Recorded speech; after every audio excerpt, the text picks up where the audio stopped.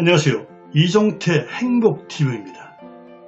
영양이 부족하면요, 그 필요한 음식이 당기죠. 근데 서점에 가서 책을 보면서 이 제목을 보고 저한테 위로가 되고 자존감을 막 살아나는 듯한 느낌이 들어서 이 책을 선택했습니다.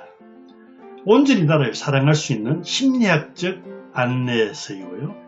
어떻게 자신을 위로하고 안아주고 보살필지 이야기해주는 책입니다. 저자 슈테파니 슈탈은요, 현재 독일어권에서 가장 권위 있는 심리 전문가랍니다. 저자는 이 책에서 가장 하고 싶은 말이요, 우리가 인생에서 만나는 모든 사람에게 사랑받는 것보다 더 중요한 것은 진솔하게 말하고 진솔하게 행동할 수 있는 것이라고 이야기했습니다. 모모란 책에 보면은 모모가 길을 가다가 청소부 아저씨를 만났습니다. 온종일 끝없는 긴 길을 청소할 힘이 어디서 나세요? 물어봤습니다. 그러자 청소부 아저씨는요, 아주 쉬워. 그냥 딱 한 걸음씩만 생각하는 거야. 한 걸음 걷고 나면 바로 그 다음 한 걸음만 생각하면 돼. 그렇습니다. 나를 사랑하는 일은요, 그냥 말로 되지 않는다. 한 걸음씩만 나가면 된다. 현대를 살아가는 처세술. 첫째, 입 다물고 있기. 제일 중요하답니다. 두 번째, 남들이 원하는 대로 행동하기. 이왕이면 조금 넘치게 하라. 세 번째, 절대 강자에게 시키는 일에 싫다고 말하지 마라. 네 번째, 이왕이면 말하기 전에 먼저 눈치채고 움직여라. 다섯 번째, 항상 상황을 재빠르게 파악에 맞춰라. 어찌 보면은 자존감이 상당히 낮는 저세술 같죠? 자존감이 낮는 사람이요, 자주 하는 말이 무엇일까요? 첫 번째, 제발 자신있게 살고 싶어요. 두 번째, 머리로는 이해가는데 도무지 바뀌지가 않아요. 그렇습니다. 자존감은요, 고양이가 자기 꼬리를 잡으려고 빙빙 돌아도 잘 잡히지 않는 것과 같다. 우울증은 부정을 확대하고 긍정은 부정을 축소하는 감정 상태라고 합니다. 자존감 부족은요, 자기 강점과 남의 약점을 축소해서 인지하는 감정 상태다. 자존감 부족과 자기 회의는 삶을 어렵게 만들죠. 자존감 부족이 삶이 괴롭힌다면 바로 우울증이 온다고 합니다. 한국 사회에서는요, 성공의 7분 응선만 넘어도 저격수들의 총알이 막 날아온대요. 이때부터 우울증이 온다.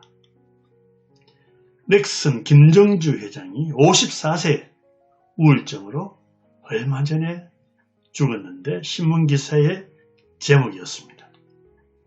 자존감 낮는 사람의 특징은요, 첫째, 자신 말고는 아무도 알아차리지 못하는 약점을 자꾸 스스로 끄집어낸대요. 두 번째, 자신의 약점을 부끄러워하고, 세 번째, 그 약점을 너무 중대하게 취급하면서 자신에게 없거나 잘못된 것에만 집중한답니다. 툭하면 상처받는 사람의 심리를 살펴보면요, 첫째, 대부분 어린 시절에 받은 큰 상처가 원인이라고 합니다. 상처가 아물지 않으면요, 불안의 형태로 드러난답니다. 늘 의심하고 인정받으려고 안달하는 상태로 나타나죠. 자존감이 낮으면 주로 방어하면서 살아갑니다. 실수하지 않으려고, 나쁜 쪽은 안 보이려고 그 일념이 강합니다. 자존감이 높으면 집중자라고 실패를 두려워하지 않습니다. 자존감은요, 다리미를 한번 쓱 눌러주면 펴지는 옷주름과 같은 것이 아니라고 합니다. 자기 불안이 있는 사람은 의사결정 장애자가 많대요. 너무 따지고 너무 계산하느라 머리 쥐가 난답니다. 자신이 진짜 원하는 것이 뭔지 사실 모른대요. 운전 잘하는 사람은 운전 못한다고 핀잔 들어도 괜찮죠. 완벽해야 한다는 강박이란, 완벽주의는 자존감이 부족한 사람의 발악입니다. 완벽주의라는 해법은요, 처음부터 실패를 내포하고 있습니다. 아득히 높은 기준을 세우고 늘 긴장 속에 살기 때문이죠. 쉽게 쉽게 욱하는 사람의 특징은 살펴볼까요? 최선의 방어를 위해 차라리 먼저 공격을 택하는 행동이랍니다. 사소한 사안에도 공격 신호라고 보고 분통을 터뜨린대요. 면역이 너무 강해서 모든 이물질을 적으로 보고 공격하는 아토피 알레르기 환자와 같다고 합니다. 솔직하되 우아하게 자존감 키우는 연습. 불안한 것은요, 나쁜 것이 아니다. 불안하지 않는 척 하는 게 더 나쁘답니다. 단점과 약점을 포함해서 자신을 있는 그대로 받아들이는 것이다. 그래도 괜찮다고 자신을 이해하며 공감해주는 것이 대단히 중요하답니다. 자존감이 중요한 것은 모든 심리의 진원지이기 때문이랍니다. 불안할 때 큰 쑥 없이 효과 보는 게 심호흡이래요. 심호흡. 불안하면 숨이 얕아지고 가빠져서 신체에 산소 순환을 제한시킨답니다. 그래서 이산화탄소가 높아지면요, 뇌는 자구책으로 불안을 증폭시킨대요. 이때 심호흡, 복식호흡으로 안정시킬 수가 있다고 합니다. 인간에게 궁극적인 관심은요, 구원이나 열반 수준의 관심, 어떤 것이 있을까요? 첫째, 절대자, 신을 만나는 일입니다. 두 번째, 도가 통하는 경지이죠. 세 번째, 근심걱장을 벗어난 달관의 경지라고 합니다. 네 번째, 자본주의 사회에서는 돈도 포함됩니다. 돈도. 다섯 번째, 마지막으로 잘 죽는 것이다. 긍정적인 이기주의자가 되자. 흰 빨래 가득한 세탁기예요.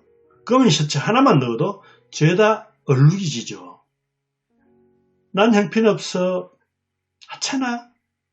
난 멍청이야. 나는 해도 안 돼. 이 말을 확신하면은요, 그 삶의 곳곳에서 그를 지배하게 된대요. 어린 시절 상처받거나 진실이라 믿은 말은요, 무의식 속에서 원칙으로 또아리 틀고 있습니다. 분노라는 감정도 존중받고 이해받아야 된다고 합니다. 무엇이든 억누르면 다 쓸 수 없습니다. 그래야 용서할 힘도 생긴대요. 부모에게 가끔 대드는 아이가 오히려 건강하다고 합니다. 자존감을 회복하는 명문장을 소개하겠습니다. 첫째, 싸우면 때때로 패배한다. 그러나 싸우지 않으면 무조건 패배한다. 두 번째, 인생은 좋은 카드가 아니라 나쁜 카드를 어떻게 쓰느냐이다. 세 번째, 다른 무언가가 아니라 자기 자신이 되는 자가 가장 위대하다. 캐고르가 이야기했습니다.